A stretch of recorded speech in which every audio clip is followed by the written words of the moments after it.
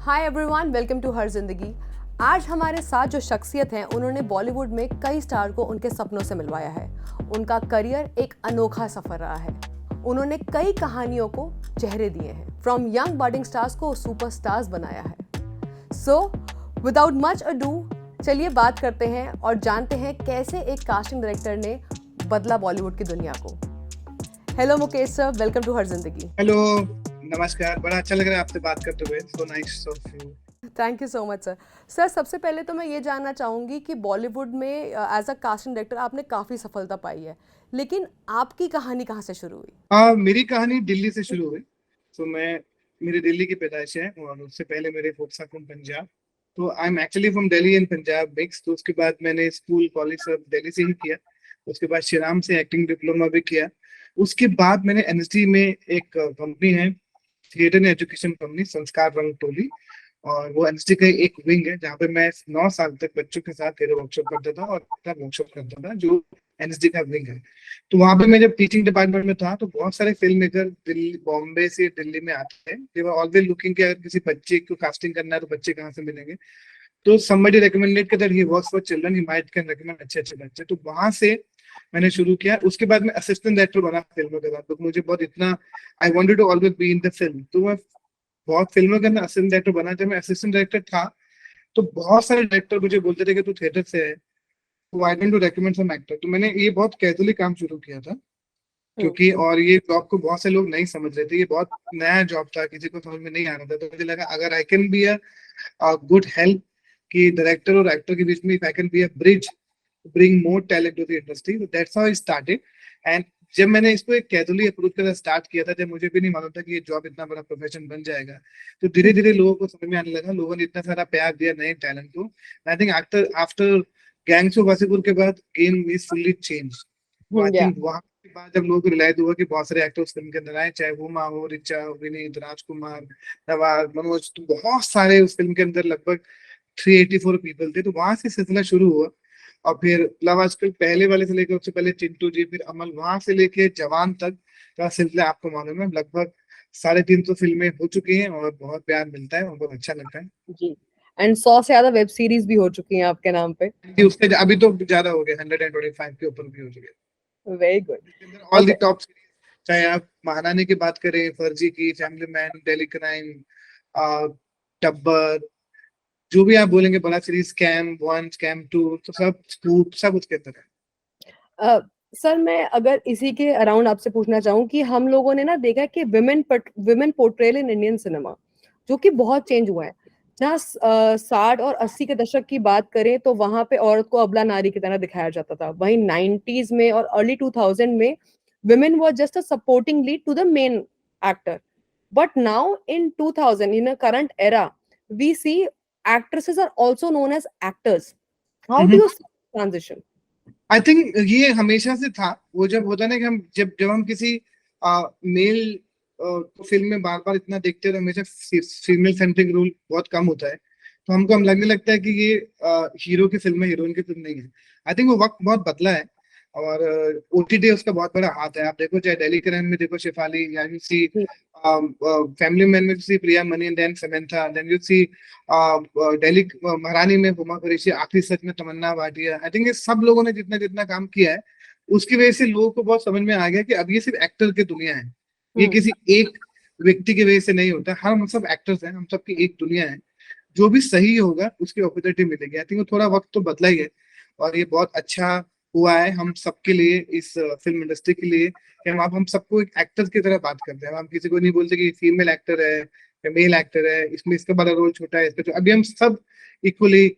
I look at how Kangana is doing it, how Taapsee is also there now, Yeah, Kriti absolutely. Sanon. तो I think ये सब जो वक्त बदला है ये बहुत अच्छे के लिए हुआ है। सर, जवान की अगर बात करें तो it is a blockbuster. There is no second thought. This movie has broken all the records.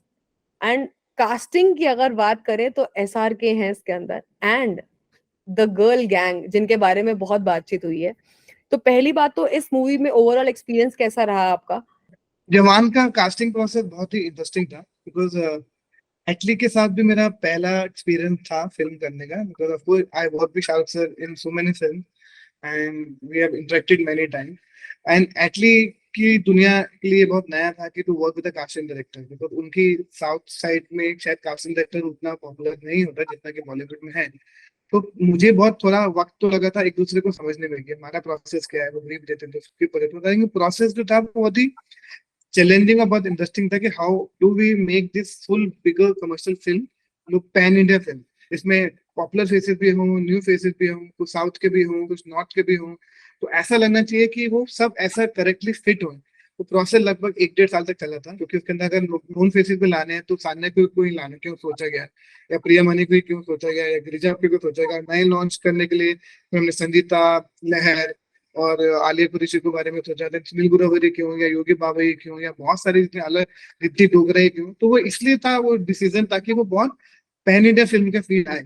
I think एटली का विजन बहुत ही क्लियर था कि ही ओनली थिंक बिग। तो अगर वो परफॉर्मेंस के बारे में सोचेगा, चाहे वो आपको सीक्वेंस देखे, चाहे वो लहर के माँ बाप थे, उसमें भी उसने उन एक्टर को लिया जो रियल भी लगे, लेकिन एक्टर वाइज उनका जो परफॉर्मेंस था वो इतना लार्ज था कि वो छोटे छोटे सीन में भी इम्पैक्ट छोड़ना था। तो आई थिंक वो जब वो ओमकार जो उन्होंने जो किया था सीन, जो लहर के फादर बने थे, आई थिंक वो हर छोटे एक्टर के लिए भी he wanted a very very very good actor who can leave a big impact. तो आई थिंक वो टाइम लगता है एक दूसरे को समझने में, मैच करने में। इसलिए जो छोटी छोटी कास्टिंग करने में भी जितना वक्त लगा था, वो लगभग प्रोसेस 1-1.5 साल तक चला था। And I am glad that I got to work Atlee, and of course इतनी बड़ी फिल्म, इतना बड़ा सक्सेस हो गया। और हमको थोड़ा सा, मुझे एक अच्छे से फीलिंग तो अंदर से थी, क्योंकि आप किसी फिल्म के ज्यादा प्रोसेस में काम करते हो तो आपको एक अच्छी फीलिंग आ जाती है, क्योंकि आप इतने सारे फिल्म के साथ काम करते हो जो गेट टू नो कि यार ये कुछ अलग सी चीज बन रही है, ये कोई एक नॉर्मल फिल्म नहीं है, this is going to create history. तो ये पूरा process.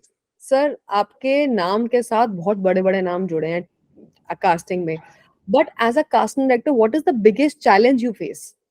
Biggest challenge, there are many challenges. The biggest challenge is like every time to come up with more new talent. So to find new talent every time on every film and every show become more challenging for me now. But the good part about this, there are so many talented people in this country. So there are इतने सारे talented लोग हैं, तो वो आ जाते हैं। Luckily I keep meeting and keep finding new talent. वो सबसे बड़ा challenge होता है।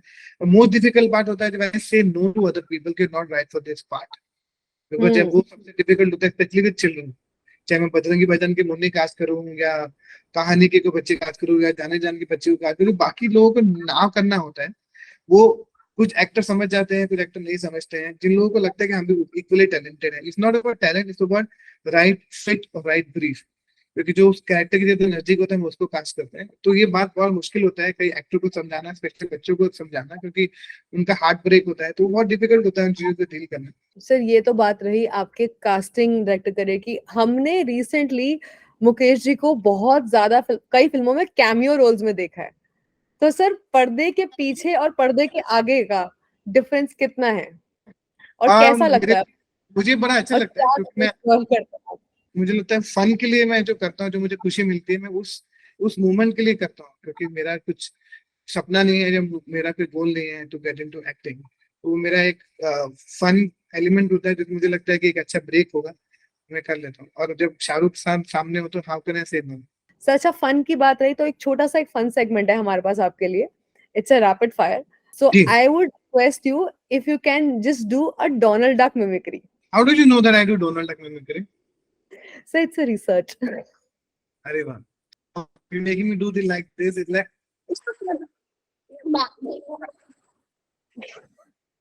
Sir, once more. It's amazing.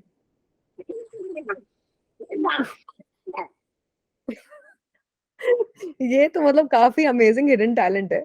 So we were just doing rapid fire. So favorite actor we were talking. You can start. I Favorite actor. mentioned there are so many favorite actors because I work with everyone, and I've seen them on stage. I've seen them in so many films. I worked with them closely. I discuss so many things with them. But the actor I really admire, there's so many, but one actor I can mention that is Manoj Bajpayee, because I think I love him. The way he perform, उनका कैसे अपना instinct काम करता है अपने हर role को, हर film में कैसे वो इतने इंटरेस्टिंगली कैरेक्टर को रखता है इतने साल तक।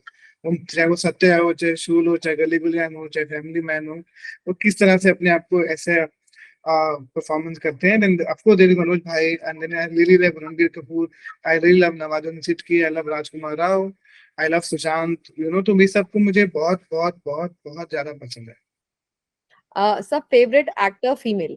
फीमेल भी बहुत सारे हैं. I said that I really love um, I really love Shamana ma'am, क्योंकि मैं मासूम कितनी बार देखता हूँ, तो I'm just a big fan of Shamana ma'am. I really love Tabu.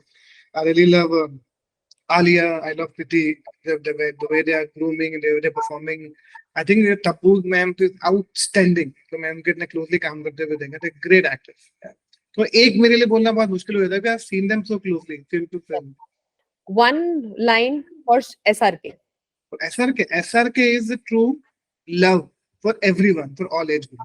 One Love line. me for me. I just recently found out that love means SRK. Well said. One line for Salman Khan. The best. The being human suits only Salman Khan. One line for Amir Khan. So ये सब मेरे तीनों favourite लोग जिनके साथ मेरी जिंदगी ऐसे बीती है. I think the film school is Amir Khan. Maximum films आपने किस स्टार के साथ करी है? Maximum film I think I've done with Rajkumar Rao. जिनके साथ मैंने शायद 10-11 फिल्म की है, and of course Kartik Aaryan, because I think उसके साथ भी मैंने last, and of course Shahid Kapoor, because I'm from Kamine to Heather to Shanda to Jersey to Kabir Singh, तो I think बहुत सारे, I think it's Shahid Kapoor, Shahid, Rajkumar, Kartik. Being from Delhi, what is your favorite Delhi hangout spot? My favorite Delhi hangout place is always Mandi House. It's close to NSD. And then there's Bengali Market next to NSD. I think drama करने के बाद Bengali Market and back to National Club Drama. It's my favorite hangout place. And favorite food? Chola Bhatura, everyone knows. Rajma Chai, Chola Bhatura, there's nothing. वो कोई hidden नहीं. It's a जब जाए. And I think ये Delhi वालों का ये विराट कोहली का भी favorite food है. And सबका सब दिल्ली वालों का chole bhatura is something which is, one love. Chole bhatura is love for people. होना ही चाहिए. जो छोले भटूरे को प्यार नहीं करता वो किसी और को कैसे प्यार करेगा? सर कभी अगर मौका मिला किसी क्रिकेटर को कास्ट करने का तो कौन होंगे वो? Generally, ask me is Virat Kohli, because he's a very, very, very confident guy. You see him in his ad, you see the way he mimic, you see him the way he dance, see the way he handles and carries himself. I think he's Virat Kohli. I think he's an all-rounder, all the quality जो as an actor होना चाहिए, and a great sportsman. I think actor को तो वो सब quality जो है वो विराट कोहली के ही अंदर है. I think. सर लास्ट एक चीज और पूछना चाहूंगी मैं आपसे कि any upcoming much awaited project, if you can just tell me a little bit. Donkey will be coming out very soon. Yes. I'm very, very, very excited. Donkey will break all the records. My next release will be, of course, there's Sukhi is also coming out and many more films are coming out. But Donkey is the one who's going to be a break all the record again. Very well said. Thank you so much, sir, for talking to Har Zindagi. Thank you. It was a pleasure. It was amazing having conversation with you and knowing the insights about Bollywood from none other than Mr. Mukesh Chhabra. Thank you, Ashima. Thank you so much. Thank you so much, sir. अगर आपको ये video अच्छा लगा तो please subscribe कीजिए, like कीजिए हर जिंदगी.